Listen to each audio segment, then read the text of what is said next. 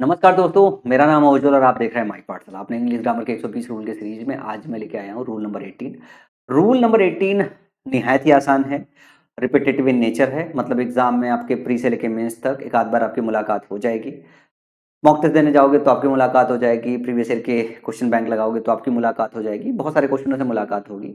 और मैं फिर से बोल रहा हूँ कि आज जो है ना वो बहुत ही मतलब आसान है। आज की क्लास जो है बहुत ही आसान है। इसे 5-7 मिनट देके एक बार आप समझ लो और एग्जाम में कभी कोई क्वेश्चन जो आपसे गलत नहीं होगा।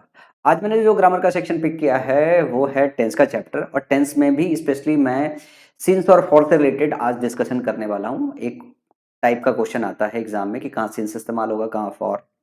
वो कंफ्यूजन अगर थोड़ा बहुत है तो आज की क्लास के बाद वो निकल जाएगा। दूसरा, सिंस और फॉर किस टेंस के साथ इस्तेमाल किया जाता है, तो उसमें भी कुछ मिथ्स हैं। कुछ लोगों को लगता है कि हमेशा प्रेजेंट परफेक्ट कंटिन्यूअस या पास्ट परफेक्ट कंटिन्यूअस या फ्यूचर परफेक्ट कंटिन्यूअस टेंस में ही सिंस और फॉर का इस्तेमाल होता है।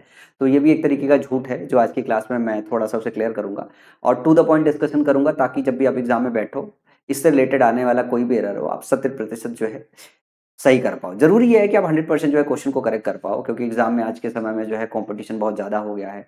और सेलेक्ट होने के लिए आपको 80% से ऊपर मिनिमम स्कोर करना पड़ रहा है। टॉपर को 90, 92, 95% है। इवन तो 100% तक स्कोर टॉपर्स कर रहे हैं। तो ऐसे में आपका भी एडवांस होना बहुत ज़रूरी है उस तरीके से लड़ाई करने के लिए, ताकि आज इस कॉम्पिटिटिव समय में आपको जो है एक गवर्नमेंट की जॉब मिल पाए। अगर प्रीवियस ईयर की कुछ क्वेश्चंस को देखना चाहते हो तो these are the some question जो मैंने लिया है। 10 से एक क्वेश्चन लिया है, उसमें आपको सब समझ जाएगा। फिर अगर 1000 भी क्वेश्चन आ जाएगा तो आज की क्लास के बाद सब कर लोगे। जैसे क्वेश्चन है, I have been doing this job since the last 5 years, ठीक है ना। Our neighbours had been living in Arizona since 10 years before moving to their present house. ये है सीजीएल 2020 मेंस का क्वेश्चन है, हूबहू डिक्टो एकदम सीजीएल 2020 मेंस का क्वेश्चन है। इस क्वेश्चन में कोई कमी नहीं था, ठीक है ना। ये सीजीएल प्री का क्वेश्चन है। ये वाला क्वेश्चन तब भी थोड़ा बड़ा है, थोड़ा लेंदी है, जबकि मेंस में और आसानी क्वेश्चन आया था। तो इससे रिलेटेड जो भी क्वेश्चन है ना वो बहुत ही आसान है। जैसे एक क्वेश्चन नंबर 4 और 5 डिस्कस करना चाहूंगा मैं। She is working here since 1983, he is residing here since 1983। ये दोनों देखोगे तो एकदम सिमिलर क्वेश्चन। यहाँ सी का इस्तेमाल किया गया है, ही का इस्तेमाल किया गया है, यहाँ वर्किंग का इस्तेमाल किया गया है, यहाँ रिसाइडिंग का इस्तेमाल किया गया है। उसके बाद आगे हियर सिंस 1983 और हियर सिंस 1983, ये यहाँ पे सेम है। यहाँ पे सी की जगह ही कर दिया, वर्किंग की जगह रिसाइडिंग कर दिया गया है। मतलब इसमें कुछ खास और कुछ अलग क्वेश्चन बनता नहीं है। तो मोटा मोटा सबसे पहले आपको ये समझना है कि सिंस और फॉर होता क्या है और इससे रिलेटेड किस तरीके का एरर आता है। देखो, सबसे पहली बात है जो आपको समझनी है, ठीक है ना, कि सिंस और फॉर। कई बार शिक्षक आपको ये बताएंगे कि सेंटेंस के अंदर इसका पार्ट ऑफ स्पीच क्या है, पार्ट ऑफ स्पीच क्या है। जब बात आती है पार्ट ऑफ स्पीच की तो शिक्षक ज्ञान बांटते हैं, क्योंकि शिक्षकों को ज्ञान बांटने का काम है कि वो ज्ञान बांटेंगे कि इसका पार्ट ऑफ स्पीच भी आपको पता होना चाहिए। ये डिफरेंट पार्ट ऑफ स्पीच में सेंटेंस के अंदर काम करते हैं। कभी प्रीपोजिशन की तरह काम करते हैं, कभी कंजंक्शन की तरह काम करते हैं, कभी एडवर्ब की तरह काम करते हैं। तो अगर आप एग्जाम्स की तैयारी कर रहे हो और अगर आपको स्पॉट द एरर या सेंटेंस इंप्रूवमेंट के क्वेश्चन को करेक्ट करना है, अगर आप पार्ट ऑफ स्पीच जानने की कोशिश नहीं करोगे, ठीक है ना, तो ये आपके लिए और ज्यादा आसान होगा, क्योंकि क्वेश्चन करेक्ट करना इससे कहीं ज्यादा आसान है। और इसको सीखना कि क्वेश्चन में किस तरीके का एरर आ रहा है बहुत कम समय लेगा। तो मैं इसका पार्ट ऑफ स्पीच में बिल्कुल नहीं बताना चाहूंगा कि कब ये प्रीपोजिशन की तरह काम कर रहा है, कब ये कंजंक्शन की तरह काम कर रहा है और कब ये एडवर्ब की तरह काम कर रहा है। इसको दिमाग से एकदम निकाल दो कि आप इस सेक्शन पे नहीं जाओगे सेंस और फॉर्म में कि पार्ट ऑफ स्पीच क्या है। वैसे पार्ट ऑफ स्पीच अगर आपको आता है तो बड़ी अच्छी बात है। हिंदी भाषी बच्चे हो तो इसके चक्कर में पढ़ो नहीं, मास्टर सिर्फ ज्ञान बांटेंगे, इसका कुछ काम नहीं आएगा। दूसरी सबसे जो इंपॉर्टेंट बात है सिंस और फॉर के विषय में, जो जानने वाली बात है, जो आपको जानना चाहिए, जहां से आपका क्वेश्चन निकलता है। एक बात आपको समझ में आना चाहिए कि पॉइंट ऑफ टाइम क्या होता है, पॉइंट ऑफ टाइम क्या होता है, और दूसरा क्या होता है पीरियड ऑफ टाइम क्या होता है। साधारण भाषा में जिससे आप समझ सको पीरियड ऑफ टाइम क्या होता है, ये आपके लिए आसान भाषा होना चाहिए। किसी महान शिक्षक जिसका प्रोनाउंसिएशन बहुत अच्छा हो, ठीक है ना, ब्ला ब्ला करके आपको कुछ भी समझाए उस चक्कर में मत पड़ो। आप तो इसको ये देखो कि पॉइंट ऑफ टाइम और पीरियड ऑफ टाइम दो इंपॉर्टेंट चीज है जो आपको समझना है सिंस और फॉर के लिए। पॉइंट ऑफ टाइम का मतलब होता है किस पर्टिकुलर क्षण से, किस पर्टिकुलर क्षण से या किस पर्टिकुलर मोमेंट से कोई काम की शुरुआत हो रही है। और पीरियड ऑफ टाइम का मतलब ये हो गया कितनी देर तक, कितनी देर तक, कितनी देर तक कोई काम हो रहा है। ये क्या है, पीरियड ऑफ टाइम एक ड्यूरेशन, ड्यूरेशन रिप्रेजेंट करता है, ठीक है ना। और जो पॉइंट ऑफ टाइम है ये स्टार्टिंग पॉइंट को रिप्रेजेंट करता है। ये किसको रिप्रेजेंट करता है, ये स्टार्टिंग पॉइंट को रिप्रेजेंट करता है। तो सिंस और फॉर के बीच में जो जो बेसिक अंतर है वो अंतर ये है कि जो सिंस इस्तेमाल होता है ये होता है पॉइंट ऑफ टाइम के साथ, और जो फॉर होता है वो पीरियड ऑफ टाइम के साथ। दूसरी सबसे इंपॉर्टेंट बात यह है कि आपको समझना होता है सेंटेंस के अंदर कि कैसे आपको पता चलेगा कि पॉइंट ऑफ टाइम क्या है, पीरियड ऑफ टाइम क्या है। तो पीरियड ऑफ टाइम जो होता है वो आसानी से ड्यूरेशन समझ में आ जाता है, ड्यूरेशन जो है आसानी से समझ में आ जाता है। कुछ एक केसेस में पॉइंट ऑफ टाइम समझ में नहीं आता है। उसके लिए क्या है, शिक्षक को आपको बहुत छोटे से चर्चा में ब्रीफ करना होता है कि ये चीज बच्चों को समझाया जा सके कि भैया ये चीज जब भी आपके सेंटेंस के अंदर आए तो कुछ चीजें हैं जिनको देख के आप ये समझ सकते हो कि ये पॉइंट बता रहा है किसी टाइम का और ये पीरियड बता रहा है। जैसे मैं डेज की बात करता हूं, जैसे मैंने आपको बोल दिया संडे, संडे देखो 24 घंटे तक होता है। संडे आपके पास 24 घंटे तक होता है, मतलब एक दिन में 24 घंटे होता है तो 24 घंटे हो गए। अब इसमें समझना क्या होता है कि अगर हम संडे, मंडे, ट्यूसडे हफ्ते के दिनों के नाम के हिसाब से अगर हम बात करना चाहेंगे तो संडे हमारा क्या है, स्टार्टिंग पॉइंट हो सकता है कि हमने कोई चीज संडे से स्टार्ट किया, ये हमारा स्टार्टिंग पॉइंट हो गया, ये हमारा स्टार्टिंग पॉइंट हो गया। लेकिन संडे के अंदर जब आप इंटर करोगे, जब संडे के अंदर आप इंटर करोगे, ठीक है ना, तो उसमें 24 घंटे हो गए। कितना हो गया, 24 घंटे हो गया। तो 24 घंटे आपका स्टार्टिंग पॉइंट है या ड्यूरेशन है। तो 24 आवर्स जब लिखोगे आप, क्या लिखोगे, 24 आवर्स कोई काम हो रहा है तो ये क्या रिप्रेजेंट करेगा, ये रिप्रेजेंट करेगा ड्यूरेशन। ये क्या रिप्रेजेंट करेगा, ड्यूरेशन। अब 24 की जगह अगर आप 2 घंटे भी बोलोगे तो भी क्या रिप्रेजेंट करेगा, ड्यूरेशन। 1 घंटे भी बोलोगे तो क्या रिप्रेजेंट करेगा, ये रिप्रेजेंट करेगा ड्यूरेशन। क्या रिप्रेजेंट करेगा, ड्यूरेशन। लेकिन अगर किसी को घड़ी के समय के हिसाब से बता रहे हो कि 6 बजे से, क्या बता रहे हो, घड़ी के समय के हिसाब से, अगर आप क्लॉक के हिसाब से बता रहे हो 6 AM से, 7 AM से, 8 AM से, या फिर आप रात के बता रहे हो 11 PM से, तो ये सब क्या है, ये सब आपका क्या है, पॉइंट है। ये सब क्या है, आपका पॉइंट ऑफ टाइम है, पॉइंट ऑफ टाइम है। लेकिन 6 AM से 7 AM के बीच में 1 घंटे होता है, तो जब 1 घंटे लिखते हो 1 आवर, तो इसके साथ आप लिख सकते हो 60 मिनट। तो 60 मिनट आपका क्या होगा, ये ड्यूरेशन होगा, ये ड्यूरेशन होगा। जब आप 6 AM बोलोगे तब आप रेफरेंस में बता रहे होते क्लॉक के हिसाब से, 6 बजे, 7 बजे, 8 बजे, तो वो स्टार्टिंग पॉइंट बताते हो। लेकिन जब 1 घंटे बताते हो, जब 60 मिनट बताते हो, जब 30 सेकंड बताते हो, तो ये सब क्या है, ये सब आपका ड्यूरेशन है। इसी तरीके से डेट्स की बात कर रहे हैं, ठीक है ना, इसी तरीके से डेट्स की बात कर रहे हैं। जब हम बोलते हैं 26 तारीख से, 26 से, 27 से, 28 से, तो ये क्या होगा, ये पॉइंट बताएगा आपका, ये होगा पॉइंट। और इसी के अंदर किसी एक दिन के अंदर 24 घंटे होता है, तो जब आप आवर्स का डिस्कशन करोगे 4 घंटे से, 5 घंटे से, 6 घंटे से, ये पीरियड बताता है। इसी तरीके से मंथ्स की बात करें, किसी मंथ के अंदर जो है 30 डेज होता है, तो जब आप 30 डेज बोलोगे, ठीक है ना, 10 डेज बोलोगे, तो ये क्या बताएगा, ये पीरियड बताएगा, ये बताएगा आपको पीरियड।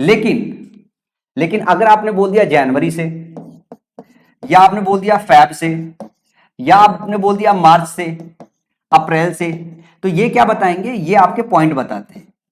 ये क्या बताते हैं, आपको पॉइंट बताते हैं कि जैसे 12 महीने होते हैं, ठीक है ना, 12 महीने में आपका जो स्टार्टिंग मंथ था वो जनवरी था, तो जनवरी एक पॉइंट होगा। अब जनवरी में अगर आप टोटल साल भर में कितने महीने अगर आप देखोगे तो कितने हो जाते हैं, 12 मंथ्स हो जाते हैं। तो 12 मंथ्स क्या है, ये एक पीरियड है। ये क्या है, ये एक पीरियड है। 365 दिन क्या है, जब साल की बात करते हैं तो ये एक पीरियड है। क्या है, एक पीरियड है। लेकिन हम बोल दे 2001 से, अगर हम 2001 से बोल दें, 2001 से बोल दें, तो ये क्या हो जाएगा, पॉइंट हो जाएगा। 2002 से बोल दें तो ये क्या हो जाएगा, एक पॉइंट हो जाएगा। अगर हम यहाँ 1983 बोल दें, क्या बोल दें हम, 1983 बोल दें, जो कि एक क्वेश्चन में आया हुआ था, तो ये क्या हो गया, ये पॉइंट हो गया कि पीरियड हो गया, ये पॉइंट हो गया। उसके बाद ये सब चीजें तो देखो हमें आसानी से समझ में आ जाती है, ये सब चीजें हमें समझ में आ जाती है। एक बार 2 बार शिक्षक आपको बता दे और आप एक बार इसको अंदर से सोच लो ना कि भाई हाँ ये बात है, तो ये बात आसानी से समझ में आ गई कि ये सारी की सारी पॉइंट ऑफ टाइम और पीरियड ऑफ टाइम कैसे पहचानेंगे। सबसे ज्यादा दिक्कत ये होती है उन चीजों में जो हमने कभी सुना नहीं है बचपन में। जैसे हम ओकेजन्स की बात करते हैं, जैसे हमारी होली हो गई, ठीक है ना, अगर हम बात करें होली, होली साल भर में एक बार आ रही है, दिवाली आ गई, हमारी दिवाली आ गई, तो होली, दीपावली, दशहरा, ये सब क्या है, हमारी फेस्टिवल है। ये हमारे क्या होते हैं, जितने भी ओकेजन्स होते हैं, ठीक है ना, जितने भी तीज त्योहार पर्व होते हैं, वो हमारे क्या होते हैं, पॉइंट ऑफ टाइम होते हैं, पॉइंट ऑफ टाइम होते हैं, पॉइंट ऑफ टाइम होते हैं। इसी तरीके से एक दिन के अंदर अगर हम पार्ट ऑफ डे की बात करें, जैसे मॉर्निंग बोलते हैं, मॉर्निंग बोल दें, ठीक है ना, नून बोल दें, इसके अलावा जैसे हमने बोल दिया लास्ट नाइट, लास्ट नाइट बोल दिया, लास्ट नाइट, तो ये क्या पार्ट ऑफ डे है, ये क्या है, पार्ट ऑफ डे है। तो पार्ट ऑफ डे क्या होता है आपका, पीरियड होता है या पॉइंट होता है, पॉइंट होता है। कि सुबह से, सुबह में वैसे भी आप अगर देखोगे तो उसमें भोर एक अलग होता है, ठीक है ना, डॉन अलग होता है, डस्क अलग होता है, पूरा अलग होता है। लेकिन जब आप इस रेस्पेक्ट में बोलते हैं तो पॉइंट ऑफ टाइम होता है। मॉर्निंग का अपना 3-4 घंटे का समय होता है, 3-4 घंटे के ड्यूरेशन को मॉर्निंग बोलते हैं, तो दिमाग में ये मत बसा लेना। जब आप पार्ट ऑफ डे के उसमें जब जाते हो, जब बोला जाता है मॉर्निंग, जब बोला जाता है इवनिंग, जब बोला जाता है नाइट, जब डॉन बोला जाता है, डस्क बोला जाता है, तो 5-6 पार्ट हो गए दिन के। उसमें से हम किसी एक पर्टिकुलर पॉइंट को रेफरेंस में लेते हैं कि हम मॉर्निंग की बात कर रहे हैं, इवनिंग की बात कर रहे हैं, डॉन की बात कर रहे हैं, डस्क की बात कर रहे हैं, ये हम उस पर्टिकुलर पॉइंट की बात कर रहे होते हैं, ठीक है ना। जब इस रेफरेंस में बात करते हैं तो ये पॉइंट होता है, पीरियड नहीं होता है। यहां थोड़ा कंफ्यूजन होता है, तो ध्यान रखिएगा, ये पॉइंट होता है। किस रेस्पेक्ट में आप देख रहे हो वो मैटर करता है कि पॉइंट होगा या पीरियड होगा। इसी तरीके से बात करें, स्टेज ऑफ लाइफ होती है, स्टेज ऑफ लाइफ जैसे चाइल्डहुड, जो बचपन होता है हमारा, जो एडोलेसेंस होता है वो हमारा, ये सब क्या होती है, ये हमारी अवस्थाएं होती है जिंदगियों की, कई सारी अवस्थाएं होती है। तो जब हम अवस्थाओं की बात करते हैं तो उसके कई सारे स्टेजेस बात करते हैं। फिर हम बात कर रहे हैं कौन सी अवस्था में, चाइल्डहुड में। तो चाइल्डहुड अपने आप में एक पीरियड हो सकता है, लेकिन जब हम इस रेफरेंस में बात करते हैं कि कितने स्टेजेस हैं पहली स्टेज से, तब ये पॉइंट को रिप्रेजेंट करता है। ये किसको रिप्रेजेंट करता है, पॉइंट को रिप्रेजेंट करता है। जब ये पॉइंट को रिप्रेजेंट करता है, और ये बात आप समझ गए, इतना ही मेनली आता है आपके एग्जाम में। तो अगर इस बात को आप समझ गए तो आपको बस एक बात ये याद रखनी है कि पीरियड ऑफ टाइम के लिए, पीरियड ऑफ टाइम के लिए आप फॉर का इस्तेमाल करोगे, और पॉइंट ऑफ टाइम के लिए सिंस का इस्तेमाल करोगे सेंटेंसेस के अंदर।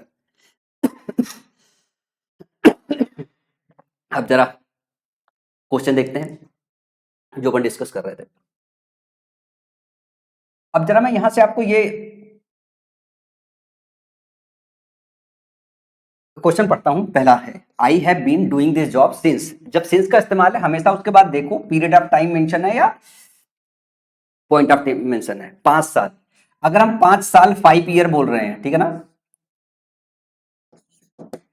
अगर 5 ईयर्स बोल रहे हैं हम, तो ये क्या हो गया, ये हमारा एक ड्यूरेशन होता है, एक होता है ड्यूरेशन। अगर ये ड्यूरेशन है तो यहाँ सिंस का इस्तेमाल गलत है, क्या होगा, फॉर का इस्तेमाल होगा। इसी तरीके से our neighbours had been living, मेरे जो नाइबर्स है वो एरिजोना में जो है रह रहे हैं 10 ईयर से। 10 ईयर क्या है आपका, 10 ईयर क्या है, 10 साल जो है पीरियड है, 10 साल पीरियड है, तो यहाँ पे क्या लगना चाहिए, सिंस की जगह फॉर लगना चाहिए। I saw him a couple of time since में, I saw him a couple of time since में। ये जो सवाल है इसको अभी बाद में डिस्कस करेंगे। सवाल यहाँ पे एक तो आपको ये चेक करना है, मतलब एक हिस्सा मैं डिस्कस कर देता हूं, दूसरा हिस्सा लौट के डिस्कस करेंगे। जब हम बात कर रहे हैं सिंस की और फॉर की, तो जब हमने बोला ना कि जनवरी, फरवरी, मार्च, अप्रैल में जब मंथ के नाम की बात करते हैं तो ये क्या होता है, ये पॉइंट को रिप्रेजेंट करता है, ये पॉइंट को रिप्रेजेंट करता है। इसका मतलब सिंस का इस्तेमाल यहाँ पे सही है। इन दोनों क्वेश्चन में देखो, सी इज वर्किंग हियर सिंस 1983, ये 1983 की बात कर रहे हैं, यहाँ 1983 की बात कर रहे हैं, इनके साथ सिंस का इस्तेमाल है। तो जब साल किस पर्टिकुलर साल से स्टार्ट हो रहा है कोई चीज, अगर वो मेंशन होता है 1983 है, 2001 है, 2002, 2003, 2023, 2024, तो ये सब पॉइंट ऑफ टाइम होते हैं। तो अगर हम बात करें यहाँ सिंस अपने आप में सही है, यहाँ सिंस सही है, यहाँ पे भी सिंस सही है। सवाल यह है कि क्वेश्चन नंबर 3, 4 और 5 में क्या एरर है, क्वेश्चन नंबर 3, 4, 5 में क्या एरर है। तो अगला सवाल यह आता है टेंस, अगला सवाल यह आता है कि टेंस, कि किस टेंस में हम सिंस और फॉर का इस्तेमाल करते हैं। जो अब तक हम पढ़ते हुए आ रहे हैं वो हमको ये पता है कि हम सिंस और फॉर को पढ़ते हैं जब हम परफेक्ट कंटीन्यूअस टेंस हमें सिखाया जाता है, चाहे वो प्रेजेंट हो, चाहे पास्ट हो, चाहे फ्यूचर हो। जब प्रेजेंट परफेक्ट कंटीन्यूअस टेंस सिखाया जाता है तो उसमें इस्तेमाल होता है सिंस और फॉर का। अगर इतनी बात भी आप याद रखोगे तो भी आपके लिए एक हद तक सही होगा, एक हद तक बोल रहा हूं, एक हद तक सही होगा। लेकिन एकाध कुछ क्वेश्चन ऐसे हैं जिसमें गलतियां होने के चांसेस है, तो वो जो एकाध क्वेश्चन है जिसमें गलतियां होने के चांसेस है वो भी करेक्ट कर लेते हैं। मैं एक चार्ट बना के लेके आया हूं, मैं चाहूंगा कि सारे के सारे लोग इसका स्क्रीनशॉट ले ले, ताकि क्या है ना, उनको कभी इस बात की परेशानी ना हो। ताकि उनको कभी बात की परेशानी ना हो। इसको ना मैं हट जाता हूँ, स्क्रीनशॉट ले लो, ठीक है ना। आपको ध्यान रखना है इस बात का कि सिंस और फॉर कहां कहां इस्तेमाल होता है। पहले हम सिंस की चर्चा करेंगे कि सिंस कहां इस्तेमाल होता है। सिंस प्रेजेंट परफेक्ट में इस्तेमाल होता है, पास्ट परफेक्ट में इस्तेमाल होता है, फ्यूचर परफेक्ट टेंस में इस्तेमाल होता है, साथ में ये परफेक्ट कंटिन्यूअस टेंस में इस्तेमाल होता है। तो ध्यान रखना आपको क्या है कि सिंस का इस्तेमाल कहां कहां कर सकते हो। सिंस का इस्तेमाल आप परफेक्ट टेंस में कर सकते हो और परफेक्ट कंटिन्यूअस टेंस में कर सकते हो, परफेक्ट कॉन्टिन्यूअस टेंस में कर सकते हो। इन दोनों टेंसेस में सिंस का इस्तेमाल कर सकते हो। अब फॉर का केस देखो कि फॉर कहां कहां इस्तेमाल कर सकते हो। फॉर जो इस्तेमाल कर सकते हो, परफेक्ट में भी इस्तेमाल कर सकते हो, कॉन्टिन्यूअस में भी इस्तेमाल कर सकते हो और सिंपल टेंस में भी इस्तेमाल कर सकते हो। सिंपल टेंस में भी इस्तेमाल कर सकते हो। अब इस बात को समझने के बाद आप ये समझो कि एग्जामिनर आपसे क्वेश्चन कहां कहां बनाता है। एग्जामिनर आपसे क्वेश्चन बनाता है सिर्फ दो जगह से। पहला क्वेश्चन बनाएगा कि पॉइंट ऑफ टाइम है या फिर पीरियड ऑफ टाइम है, पीरियड ऑफ टाइम है, और उसमें आपको फैसला करना होगा सिंस वर्सेस फॉर में। सिंस वर्सेस फॉर में पहला टाइप का जो क्वेश्चन बनता है, क्वेश्चन जो बनता है इस पैटर्न का बनता है। क्वेश्चन जो दूसरा बनता है जहां पे टेंस पूछा जाता है, जहां पे टेंस पूछा जाता है, टेंस की जानकारी ली जाती है, फॉर से रिलेटेड एग्जाम में क्वेश्चन आपके नहीं बनाए जाते, क्योंकि वो परफेक्ट में भी इस्तेमाल हो जाएगा, सिंपल टेंस में भी इस्तेमाल हो जाएगा, कंटिन्यूअस में भी इस्तेमाल हो जाएगा। इसका मतलब है कि आप फॉर का इस्तेमाल कहीं पे भी कर सकते हो। तो टेंस से रिलेटेड क्वेश्चन फॉर से नहीं बनता, इससे रिलेटेड क्वेश्चन फॉर से रिलेटेड, टेंस से रिलेटेड क्वेश्चन नहीं बनता है। जो बनता है वो किससे बनता है, सिंस रिलेटेड बनता है, क्योंकि सिंस जब भी इस्तेमाल हो आपको हमेशा चेक करना होगा जो सेंटेंस होगा या तो परफेक्ट में होगा या परफेक्ट कंटिन्यूअस टेंस में होगा। अगर इस बात को समझ गए हो तो चलो ये स्टार्टिंग के तीनों क्वेश्चन करते हैं अपन, और पहले टेंस समझने की कोशिश करते हैं। क्वेश्चन नंबर 3 जरा ध्यान से देखो, लिखा I saw him a couple of time since में। I saw him a couple of time since में, मई से मैंने उसे, मई से मैंने उसे कई बार देखा है। कपल ऑफ टाइम का मतलब कई बार देखा है। आई सॉ हिम, तो आपको इसको क्या करना पड़ेगा, आपको इसको इस आई सॉ हिम का क्या है, ये V2 फॉर्म हो गया तो गड़बड़ हो गया। अब इसको करेक्ट करने के लिए इसको परफेक्ट में कन्वर्ट करना होगा, परफेक्ट में। अब बात होती है जब देखने की, जब आप देखने की बात कर रहे हो, मैंने कई बार देखा है, तो इसको कंटिन्यूअस में नहीं रख सकते हो। जैसे किसी को देखा आप बता रहे हो तो एक पर्टिकुलर मोमेंट होता है, देखा और निगाह आपकी चली गई, आप यही मेंशन करने की कोशिश कर रहे हो, तो आप इसको परफेक्ट कंटिन्यूअस टेंस में नहीं रख सकते हो, तो आप इसको किस में रखोगे, परफेक्ट में रखोगे।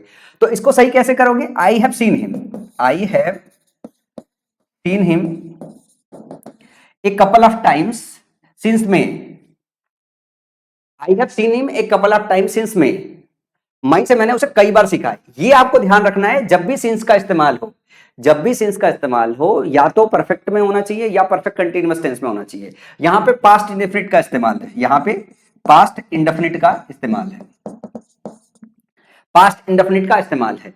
दूसरी बात यह है कि इसको ऐसे भी लिख सकते हो, I had seen him, I had seen him, seen him, ये टेंस पास्ट का हो जाएगा।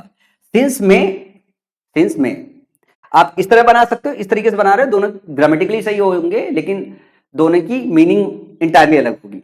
एक चीज और ग्रामर में मैं किसी रूल में सिखाऊंगा क्वेश्चन को एकदम करेक्ट करने के लिए, कि अगर सेंटेंस को पास्ट से स्टार्ट किया गया है तो जब इसका करेक्शन करो तो उसको पास्ट में ही रखो। तो यहां हैव की जगह आप हैड में डालो।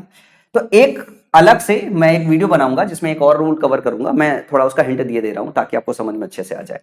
अगर पास्ट इंडेफिनिट के साथ, पास्ट इंडेफिनिट के साथ आपको टाइम एक्सप्रेशन मिल जाए, क्या, टाइम, टाइम एक्सप्रेस करने वाले फ्रेज मिल जाए, जैसे यहां पे सिंस में दिया हुआ ना, ये समय को रिप्रेजेंट करना है, तो पास्ट इंडेफिनिट के साथ अगर टाइम एक्सप्रेशन मिल जाए तो इसको हम पास्ट परफेक्ट में कन्वर्ट कर देते हैं। किसमें, पास्ट परफेक्ट में कन्वर्ट कर देते हैं। ये एक रूल है जो मैं सिखाऊंगा किसी सेपरेट रूल में।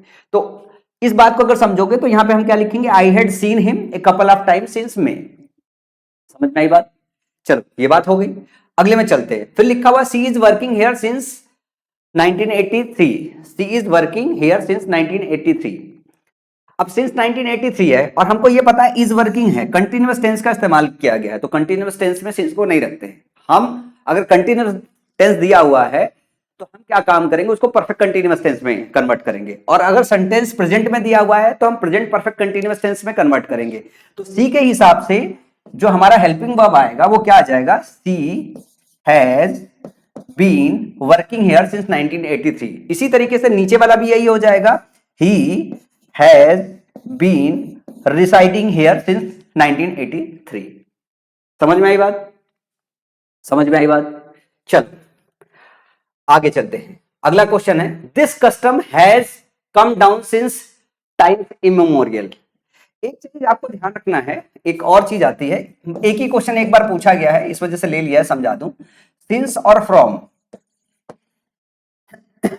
तो देखो ये भी पॉइंट ऑफ टाइम को रिप्रेजेंट करता है, ये भी पॉइंट ऑफ टाइम को रिप्रेजेंट करता है, और ये भी पॉइंट ऑफ टाइम को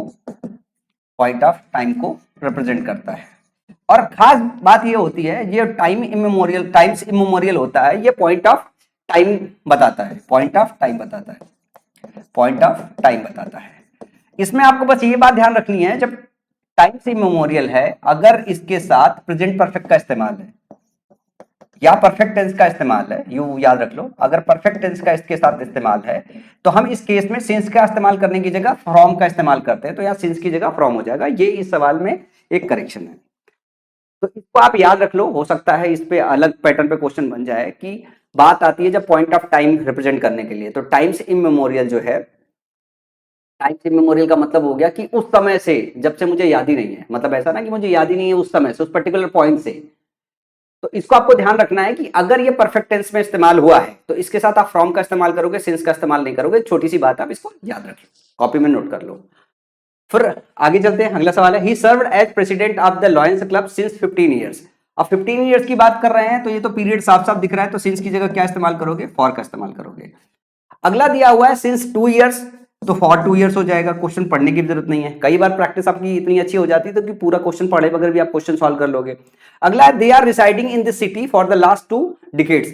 2 दशकों से बात हो रही है, तो 2 जो दशक हो गई ना, तो 2 दशक एक पीरियड हो गया, तो यहां पे दे आर रिसाइडिंग सही है, मतलब फॉर लगा हुआ अपने आप में सही है।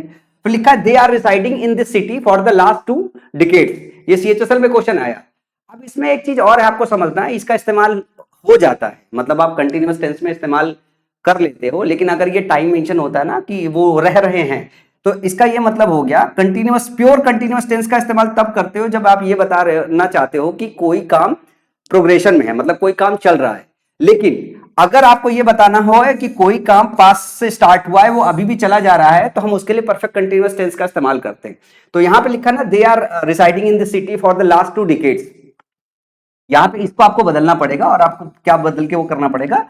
दे have been residing, they have been residing in the city for the last 2 decades. समझ में है? अब अगली बात है जो है, एक बात और यहां पे जैसे मैं करेक्शन करना चाहूंगा आपको, इसको थोड़ा और क्वेश्चन आ गया तो मैं थोड़ा डिटेल ब्रीफ कर दूं। कहां था चार्ट मेरा? हाँ, यहाँ पे जैसे मैंने बोला ना कि फॉर जो है वो कंटिन्यूअस टेंस में भी इस्तेमाल हो जाता है। तो फॉर जब कंटिन्यूअस टेंस में इस्तेमाल होता है, एक तो जब इसमें आता है, जब फॉर के बाद जो है टाइम दिया होता है, तो यहाँ पे प्रीपोजिशन की तरह काम करता है।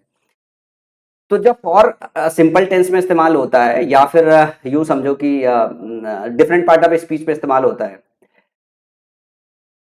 तब उस टाइम पे ये जो है ना प्रीपोजिशन की तरह काम नहीं कर रहा होता है, ये पीरियड ऑफ टाइम बताने के लिए। वो केसेस से क्वेश्चन बनते नहीं है, पर एक छोटी सी बात फॉर के केस में रख लो, क्योंकि क्वेश्चन आया है तो थोड़ा सा ब्रीफ करना पड़ रहा है, क्योंकि ज्यादा डेप्थ में घुसूंगा तो ज्यादा कंफ्यूजन होगा।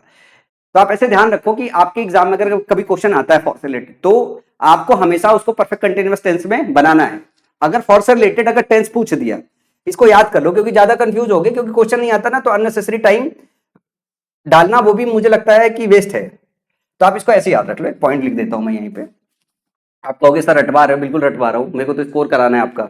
एक पॉइंट ऐसे लिख दो, वैसे तो फॉर से रिलेटेड क्वेश्चन नहीं पूछेगा, टेंस से रिलेटेड, लेकिन अगर फॉर के बाद आपको ये पता है पीरियड ऑफ टाइम दिया है, पीरियड ऑफ टाइम दिया है, और टेंस चेक करने के लिए एग्जाम में आ गया है, टेंस चेक करने के लिए एग्जाम में अगर आ गया है, तो आप उसको परफेक्ट कंटिन्यूअस टेंस में, परफेक्ट कॉन्टिन्यूअस टेंस में सेंटेंस को डालोगे, और परफेक्ट कंटिन्यूअस टेंस में डालोगे। जैसे इसमें अपन ने डाला है, they are residing in the city for the last 2 decades, तो दे आर की जगह they have been residing in the city for the last 2 decades. तो चाहे सिंस से रिलेटेड चाहे फॉर से रिलेटेड अगर क्वेश्चन बन जाए, तो आपको डालना है परफेक्ट कंटिन्यूअस में, फॉर केस में परफेक्ट कंटिन्यूअस टेंस में डालना है। तो ये आप मतलब फॉर से रिलेटेड बहुत कम क्वेश्चन पूछता है, अगर पूछ दिया है तो आप परफेक्ट कंटिन्यूअस टेंस में रख के निकलो। सी हैज बीन कंप्लेनिंग, जैसे यहाँ लिखा she has been complaining about headache from morning. जब मॉर्निंग की बात कर रहे हैं तो फ्रॉम मॉर्निंग नहीं लिखते हैं, यहाँ पे सिंस मॉर्निंग लिखेंगे, ठीक है ना।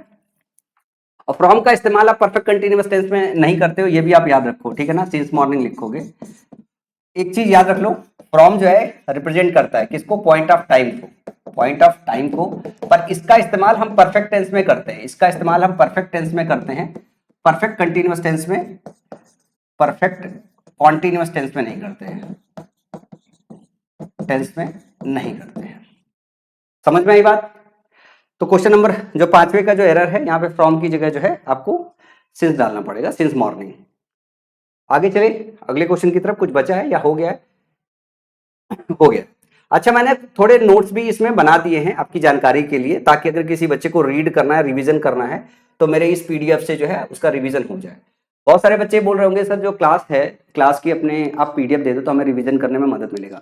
तो जब मैंने सीरीज स्टार्ट की थी तो मैंने आप सब लोगों को बोला था कि बेहतर होगा कि आप अपने नोट्स अपने हाथों से बनाओ। अपने हाथों से जब नोट्स बनाओगे ना तो जल्दी याद होगा और भूलोगे नहीं। और दूसरी बात यह है कि इसकी पीडीएफ मैंने प्लान कर रखा था, जब 120 रूल पूरे कवर हो जाएंगे तो इसकी पीडीएफ मैं टेलीग्राम चैनल पे दे दूंगा।